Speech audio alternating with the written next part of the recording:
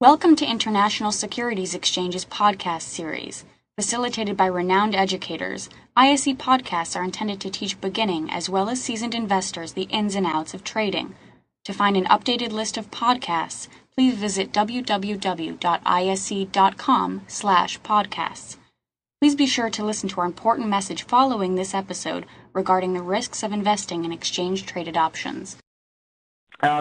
So the other consideration that we're going to make, and the other observation that we're going to make, is really just the idea of support and resistance. So the first observations that we make is the idea of looking at trend identification, and the most easily determined by utilizing your moving averages. And the next is a very simple concept of identifying support and resistance levels. And really, all support and resistance reflects is strength and weakness at certain price levels. The lows are, of course, considered support, and the highs are considered resistance. So here's an example of the AUX, and this is going back, essentially back into in the last year. But I've just taken a snapshot of the price action or the pair value action up until April. And what you'll notice here is that we saw a support level established over an extended period of time at that 98 level. And the way I really try to describe the whole concept of support and resistance is basically looking at it like, and this may not make any sense to people living in southern states or where there's no such thing as ice, but for anybody that has spent any time up north in the northern states, or of course in Canada, we sometimes skate on lakes, or we skate on rivers. And the idea is that when we're looking to see whether or not it's safe for us to go on, what we do is we test it. So we might step, with one of our toes, and we might step on that. And then we might maybe put both our feet on it, and we might take another sort of little bit of a bounce, and so on and so forth. And as we do this, it establishes a strength level for the particular ice. Now, what we have to recognize is that we want to be cautious of that level, because what happens is that level can hold as support, and we could conceivably go out and enjoy the day skating, which would be equivalent to a nice little bounce off of that support level. But what could happen is if that support gives way, ultimately, we're in trouble. Or in the case of the chart, we see a continuation of the downtrend. So the important consideration here is that we want to look at these support levels as areas where essentially the bulls and the bears are more or less fighting it out. It's kind of that line of scrimmage. Now, the more tests of a support level, the higher probability that it's going to hold. But understand that as soon as we get a break below that support level, then the probability is that you're going to see a continuation to the downtrend. And we can see that very clearly here in the AUX charts. In the AUX chart, which of course the U.S. dollar strength against the Australian dollar, that we saw support level actually being tested, but we in fact saw the lows getting lower. This is actually, and we're not going to get into technical patterns, but this in fact is a technical pattern that we would identify as a descending triangle. And the idea is that we have a support level in place, but we just don't see the highs breaking higher, which is the other key ingredient for a change in trend. The other observation, of course, is that we can see, and I'll just erase some of these lines here, but we can see that there's also a resistance level up here as well.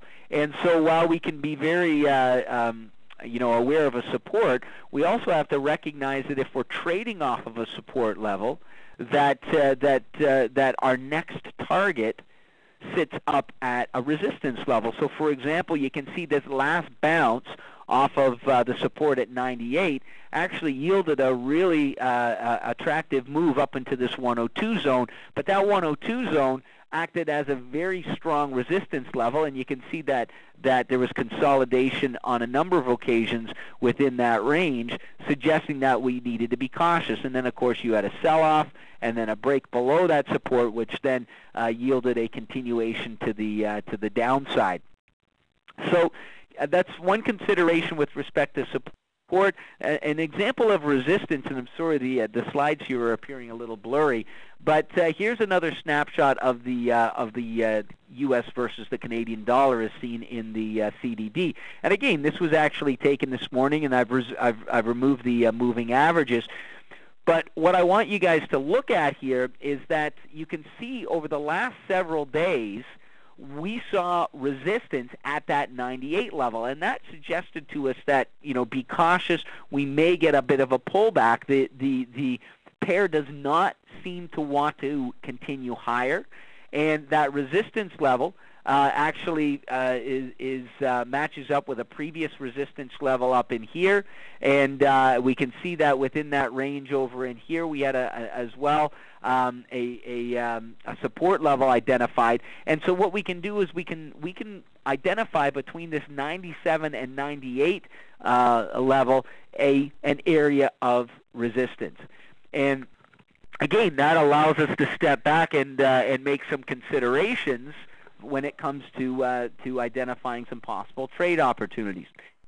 So, for example, what we can do, we're going to look at implementing some strategies to trade a directional bias. If I put that chart up of the Canadian dollar once again, the U.S. versus the Canadian dollar, the CDD. Well, there's a couple of observations that we can actually make.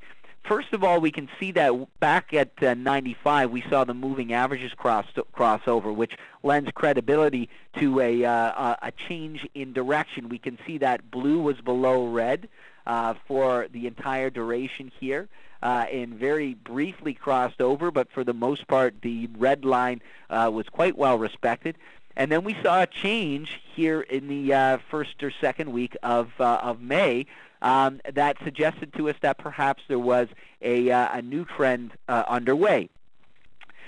What we can also identify at this point, and this is sort of opening up some ideas for a possible observations moving forward, is we can see at 98 that there is a resistance level identified, and we're looking at these lows here, and one consideration is that previous support becomes resistance. And so we see support through here, we see resistance here, we see resistance here, and now we're seeing resistance across this level here. And so what we want to ask ourselves is, okay, if the Canadian, or if the U.S. dollar is going to strengthen against the Canadian dollar, what we need to see take place is a break above resistance level. So the path of least resistance right now, based on our moving averages, is to the upside, according to what the moving average is telling us here. We've seen a pullback down towards that 97 level, which is where those moving averages are falling, where that moving average is falling into place. Yet we haven't seen a full crossover, suggesting that still, in the bigger picture, in the grand scheme of things, the trend is to the upside.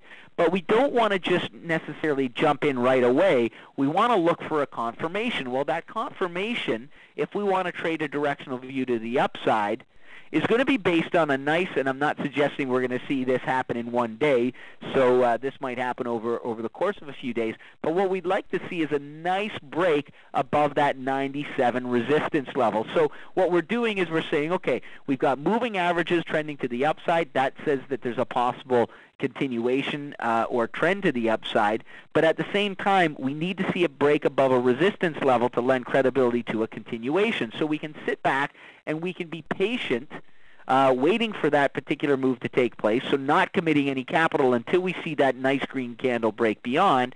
And then once that takes place, we can step in and we can buy some call options looking for a possible continuation to the upside. So what we've done here is we've just stepped back and we've applied some very simple techniques to the idea of possibly buying call options to trade a directional bias for the U.S. dollar to the upside. Now, the consideration would be that I typically like to buy at-the-money call options when I'm looking at participating in any opportunity, whether it's currencies or equities.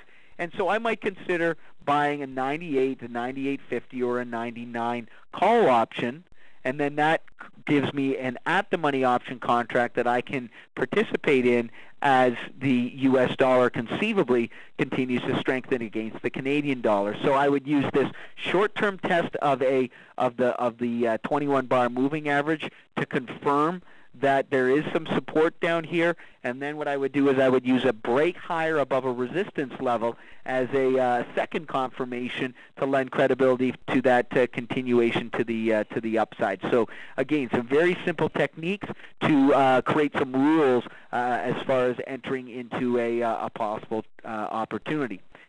Now, the other consideration is that we can look at creating a bull call spread. And we could use our price charts to map out a particular spread strategy as well. So in other words, my considerations would be the exact same as I just went through, whereby we see the moving average cross up. So we want to focus on strategies that allow us to participate to the upside. We recognize that there's a resistance level and that we've seen a pullback, so we don't just want to jump in right away. We want to see whether or not there is support down here at 97. Once we see that nice green candle come into play, we can go in and we can buy our call options. But when we go back and we take a look at the chart, we can see that there's a resistance level up here at the 100 level. Now remember, 100 on these on the pair value charts, as far as the CDD is concerned, represents essentially par. So remember that we multiply the spot market value that we see in our Forex trading accounts by 100, and that actually gives us the what we would be looking for on our ISC price charts, or on our ISC pair value charts. And so in this case, what we would be looking for is possibly take advantage of a move between 98 and 100, or 0.9800 in the currency market, to 1.00, which would be par in the currency markets. And by creating a bull call spread, obviously we offset our cost basis, we lower our risk exposure by selling call options at or above that strike price. And so what our consideration would be is that over the next couple of weeks, we may see an appreciation of the CDD towards the upside, but there's a very high probability that it's likely going to hit that 100 to 101 level and then perhaps consolidate or sell off. So our expectation is that over the next little while, we have some limited profit potential. So we're using the price chart to map out an area where it would be an interesting consideration for selling call options. So our expectation is that we're going to buy calls down here at 98, and those calls are going to generate an intrinsic value. And then we're going to see, we're going to sell off these 100 to 101 call options. Those call options are all-time value, and unless the pair is trading above 100 or above the written strike price, then they're going to expire worthless. That lowers our cost basis, lowers our break-even point, gives us creates a strategy where we've had to commit less capital, and we're using our price charts to navigate through the through the trade itself. Okay. Now, and of course, just a reconfirmation here that we can profit the difference between our strike price and that we bought and the strike price that we sold. Now, when it comes to buying put options, this is why I want you guys to keep an open mind here. Recognize that I'm utilizing the exact same chart as I was referencing for purchasing call options. So understand that we're in a little bit of we're at the crossroads here with the CDD, in that this sell-off that we saw today could conceivably be the start of a bigger picture drop. But what we were utilizing to essentially create an entry opportunity to go long call options, we could sit back and we could use the same considerations to perhaps buy some put options with the expectation that the CDD is going to drop in value. So the first thing is that we can see we have a pivot point all the way down here just below 97. Recognize as well that we have our moving averages. So this level here, that 96.5 to 97, acts as support. So we don't want to be buying put options until we see whether or not that support holds.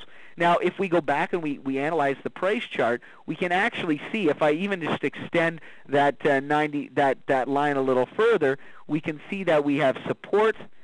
That support turned into resistance on a number of occasions, and then once we broke beyond that, we saw it act as support once again. And so it's kind of like testing that thin ice. We want to see whether or not this holds, and we're going to wait, and we're going to wait, and if it holds, well, then we're going to look for buying some call options. But if it breaks, well, then now we have an opportunity to take advantage of a close below that support level, and a possible continuation to the downside.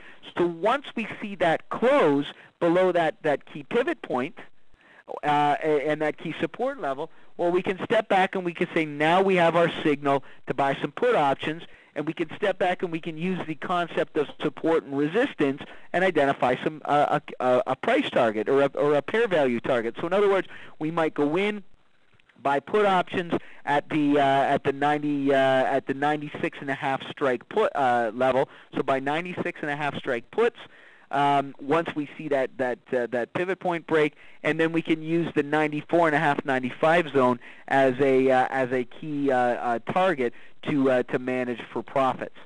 Okay, so we're looking at the exact same chart. We're establishing many of the exact same observations, but all that's left to take place is the price chart, is the pair value needs to actually either break higher in the case of the call option selection, or needs to break lower in the case of the put option. So what it does, by analyzing this price chart and applying some of these very simple techniques, is it really allows us to sit back and be patient. So in other words, we're not going to rush into any sort of a trade. We're going to let the market take us in. So once the pair value signals, then we can go in and buy calls, or we can go in and buy puts. There's no sense buying puts right now. If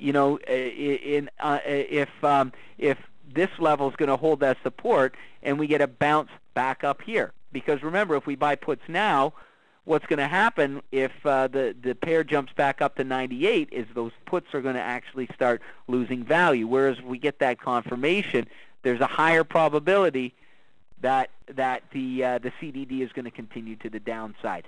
So that break below that level is going to get us out if we're long calls. It's going to get us in if we want to go long put options. Now, in the case of creating a spread strategy, rather than looking at previous resistance levels, we're going to go in and we're going to look at previous support levels. So again, the rationale that I just went through as far as buying put options is going to be the exact same, where we're going to look at that previous pivot point. We're going to wait to see the break of the pair value below that pivot point. We're going to go in and buy put options. But what we're going to do is we're then going to look and take a look at some key support levels, and we're actually going to sell off puts below that level.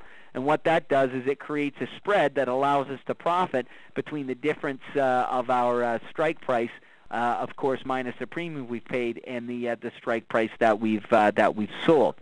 So we're stepping back. Again, we're just applying some very simple techniques to establish an entry point, and then we're using our support and resistance levels to identify either targets or key levels that are appropriate for option writing. If we felt that perhaps there was a greater downside potential for the CDD, then we would go back and look at a bigger time frame and perhaps find a lower support level, conceivably all the way down at this 93 level if the price charts dictate that.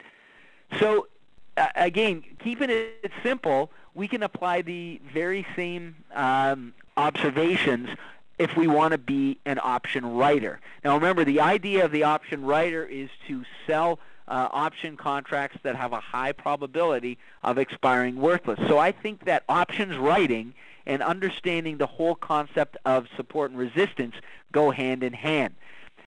Thank you for listening to our podcast. To find more podcasts on options, stocks, alternative markets, and market data, please visit www.ise.com/podcasts.